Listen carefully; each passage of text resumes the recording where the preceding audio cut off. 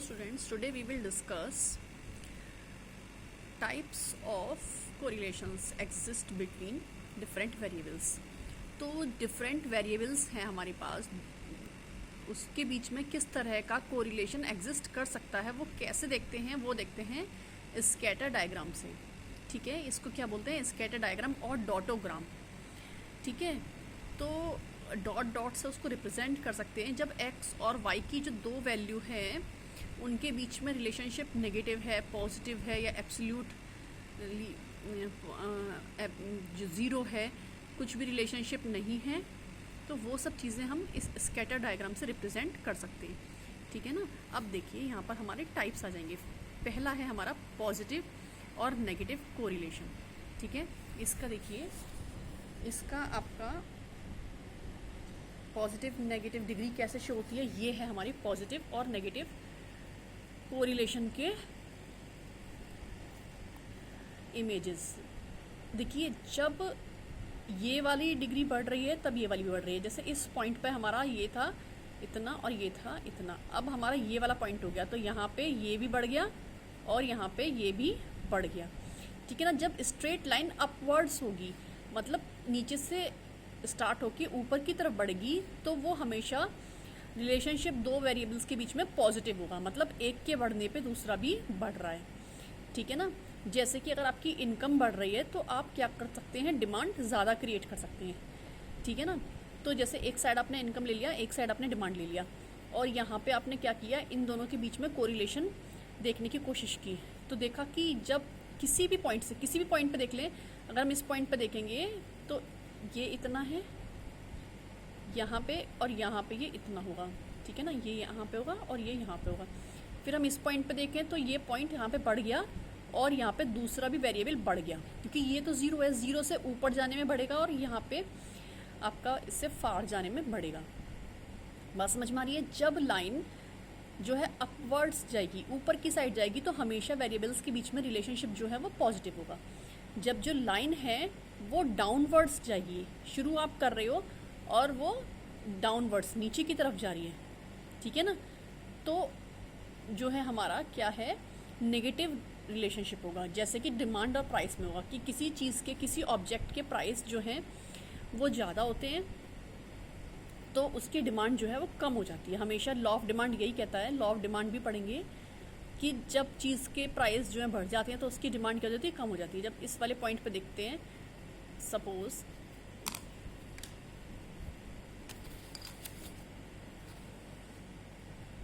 ये वाला पॉइंट है हमारा, इस पॉइंट पे हमारी, इसमें यहाँ पे हमारी हो गई क्वांटिटी और यहाँ पे हो गया हमारा प्राइस. इतनी डिमांड है. जब हमने प्राइस बढ़ा दिया, प्राइस ऊपर इस तरफ इतना हो गया, प्राइस बढ़ गया, तो डिमांड क्या हो गई हमारी, कम हो गई.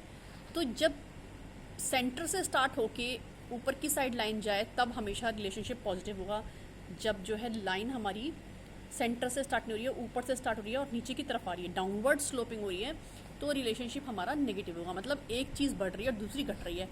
बहुत से बच्चे ये इस तरह से बनाते हैं कि पहले सीडी बना लेंगे, सीडी समझ लेते हैं उसको, और फिर उस पर लाइन खींचते हैं. It's absolutely wrong. पहले लाइन खींचिए, उसके बाद उसके किसी भी पॉइंट से एक्स एक्सिस और वाई एक्सिस दोनों पर उस पर टेंजेंट डालिए, तब उसकी जो लाइन है वो क्या बताएगी आपको, रिलेशनशिप बताएगी प्रॉपर. तो बच्चों को लगता है कि ये, जब देखने में ऐसा ही लगता है कि ये ऐसा करके है, तो बस ऐसा नहीं होता है. जो भी लाइन है, अगर सिंपल यहाँ पे लाइन भी होती, यहाँ पे जैसे डॉट्स हैं, सिंपल लाइन भी होती, तो उस पर हम एक एक्स एक्सिस पे डाल लेते हैं, एक हम उसमें से वाई पे, तो हम बिल्कुल सीधी लाइन, स्केल से खींच के सीधी लाइन एक्स और वाई एक्सिस पे डालेंगे, तब हमें पता चलेगा कि एक्चुअल में रिलेशनशिप है क्या. नेगेटिव पॉजिटिव समझ में आ गया. फिर देखिए परफेक्ट पॉजिटिव और परफेक्ट नेगेटिव, मतलब क्या है कि टोटली पॉजिटिव है. ठीक है ना. परफेक्ट पॉजिटिव और परफेक्ट नेगेटिव का मतलब है कि if all the points form a straight line, her point जो है सीधी लाइन फॉर्म कर रहा है. जैसे कि ऐसा नहीं कि कोई पॉइंट इधर निकल आया, कोई कभी परफेक्ट, मतलब आगे पीछे नहीं हो रहा है कोई भी. जैसे कि कई बार ऐसा हो रहा है कि हमारे जैसे प्राइस बढ़ने पे डिमांड पे फ़र्क नहीं पड़ रहा, अगर ऐसा हो रहा है तो परफेक्ट नहीं है. लेकिन यहाँ पे सारे पॉइंट्स जो हैं एक स्ट्रेट लाइन में है ना. ये वाला अपवर्ड स्लोपिंग है मतलब डायरेक्ट रिलेशनशिप हो गया, ये वाला डाउनवर्ड स्लोपिंग है मतलब उल्टा रिलेशनशिप हो गया। ठीक है, परफेक्ट नेगेटिव और परफेक्ट पॉजिटिव में। ठीक है, अब देखते हैं absence of correlation. Absence of correlation का मतलब क्या है? हाई डिग्री और लो डिग्री। हाई डिग्री और लो डिग्री का मतलब क्या है कि जो पॉइंट्स है, if the points on a scatter diagram show a very little spread, तो ये फेयरली हाई डिग्री कोरिलेशन है। मतलब ये आप यहीं पे कलेक्टेड हैं, स्प्रेड कम है, तो ये हाई डिग्री कोरिलेशन है। यहाँ पे ये स्कैटर्ड है, ठीक है ना, तो ये लो डिग्री कोरिलेशन है। ठीक है, एक ही जगह पे स्कैटर्ड है तो हाई डिग्री कोरिलेशन है, और लो अगर डिस्ट्रीब्यूटेड है तो हाई डिग्री कोरिलेशन है। नेक्स्ट है absence of correlation. Absence of correlation मतलब कुछ भी कोरिलेशन नहीं है, मतलब स्कैटर्ड में भी बहुत ही ज़्यादा स्कैटर्ड है, तो सिर्फ ये पॉइंट्स आ रहे हैं, इनका बीच में कोई भी रिलेशनशिप एस्टेब्लिश नहीं हुआ है। ठीक है, तो ये क्या कहलाएगा? Absence of correlation. ठीक है, समझ में आ गया?